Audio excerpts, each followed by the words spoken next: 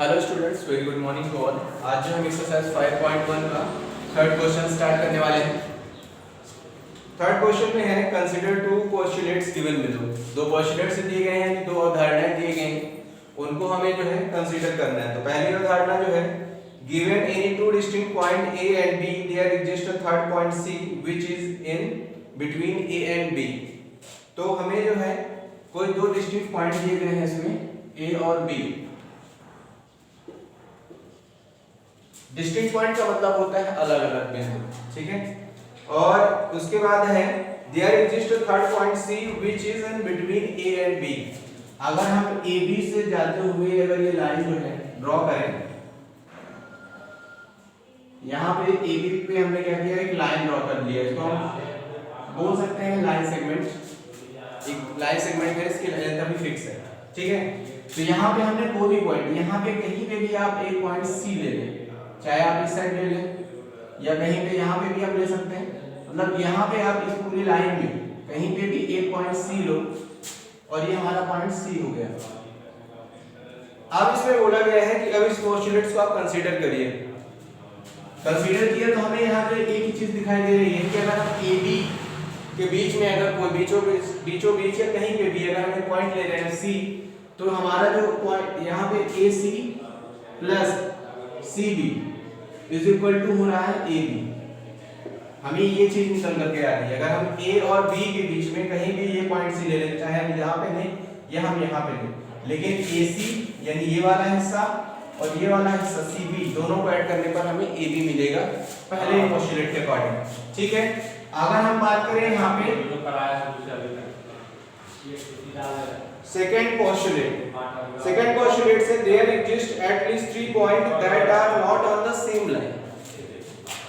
ये कहा जा रहा है कि ए और बी हैं दो पॉइंट, ठीक है। There exist at least 3 point that are not on the same line. तो हमने एक पॉइंट लिया, बी कहीं पे ले लिया, सी पॉइंट कहीं और ले लिया। अब देखिए ये लाइन, ये जो है सेम लाइन पे तो नहीं है बी, सेम लाइन पे सी नहीं है। अगर हम इन तीनों को आपस में मिला दें, ठीक है, यहाँ पे हमें एक चीज पता चल रही है कि A B and C are not in the same line. Same line पर अगर ये नहीं है, when, जब। अब अगर नहीं है तो क्या होगा, अगर नहीं है तो ए बी प्लस ए सी, जैसा कि स्टार्टिंग कंडीशन में था, ए सी प्लस सी बी जो है ऑलवेज ग्रेटर देन होगा ए बी की। यानी दो साइड का जो सम है ए सी प्लस सी बी, ये ए बी से हमेशा ग्रेटर रहेगा। जबकि इस कंडीशन में ऐसा नहीं था, इस कंडीशन में ए सी और सी बी ए बी के इक्वल थे, ठीक है। तो ये सेकंड पोस्टुलेट है। अब इसमें क्या क्या चीजें अनडिफाइंड है, यानी हमें क्या क्या चीजें जो है इस पोस्टुलेट्स में नहीं बताया गया है। तो पहला जो है यहाँ पे क्या नहीं बताया गया, पॉइंट की डेफिनेशंस कहीं भी हमें नहीं बताई गई पूरे पोस्टुलेट्स में। तो पहला अनडिफाइंड टर्म था पॉइंट। दूसरा लाइन की डेफिनेशंस हमें नहीं बताई गई है, तो लाइन भी एक यहाँ पे। इसके अलावा डिस्टिंक्ट लाइन क्या होते हैं, ये भी डिस्टिंक्ट पॉइंट ये क्या होता है, ये भी हमें नहीं बताया गया है।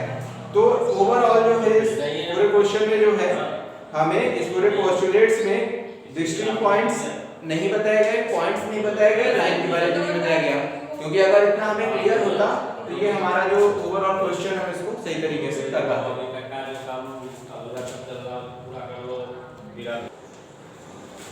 अब यहाँ पे नेक्स्ट चीज हमसे पूछी गई है कि आर दीस पोस्टुलेट्स कंसिस्टेंट। क्या ये पोस्टुलेट्स जो दिए गए अवधारणाएं कंसिस्टेंसी रखती है? तो हाँ, कंसिस्टेंसी रखती है, यानी ये अपनी अपनी जगह पर सही है। अब इसके बाद नेक्स्ट पूछा जा रहा है कि क्या ये यूक्लिड्स पोस्टुलेट्स को फॉलो कर रहे हैं? तो ये यूक्लिड्स पोस्टुलेट्स को फॉलो नहीं कर रहे हैं, ये कुछ अलग लिखा हुआ है, ठीक है। तो ये यूक्लिड्स पोस्टुलेट से यानी यूक्लिड्स ने जो अवधारणाएं दी थी उससे थोड़ा डिफरेंट है। अब जो है नेक्स्ट क्वेश्चन इसका है, नेक्स्ट क्वेश्चन है कि अगर point if a point C lies between 2 points A and B,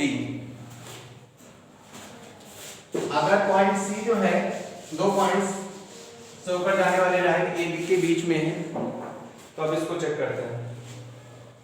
चौथा नंबर जो क्वेश्चन है, एक बार इसको रिपीट करता हूं मैं। If a point C lies between 2 points A and B such that AC is equal to BC, then prove that AC is equal to half of AB explained by drawing the figure। ठीक है, तो हमें दिया गया है दो point A B और इनके बीच में एक पॉइंट दिया गया है C, और ये पॉइंट इस तरीके से है कि हमें दिया गया है AC is equal to BC। ठीक है, AC is equal to BC। Point C को इस तरीके से यहाँ पे इंडिकेट किया गया है कि ये जो पॉइंट है ए बी लाइन को दो इक्वल पार्ट्स में जो है डिवाइड करना है, ये पार्ट जो है इस पार्ट के इक्वल है। अब हमें जो यहाँ पे एक्सप्लेन करना है यानी प्रूव करना है वो है AC is equal to half of AB, ये हमें बताना है।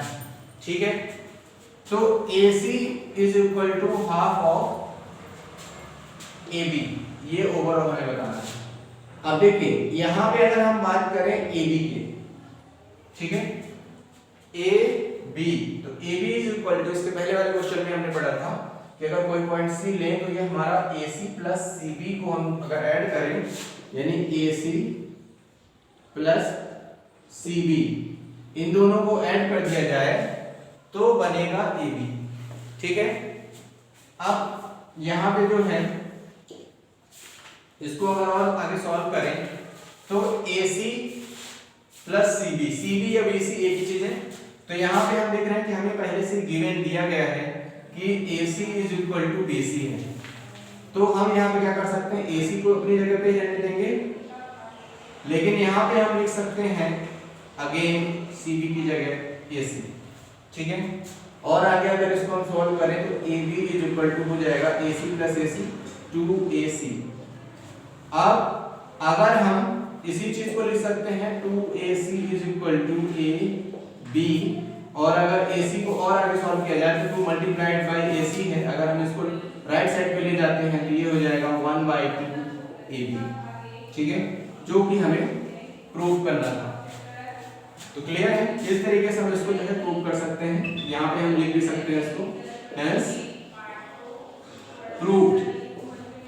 ठीक है, तो ये था तरीका इसको करने का जिसमें हमने फिगर्स के थ्रू जो है इसको एक्सप्लेन कर दिया है।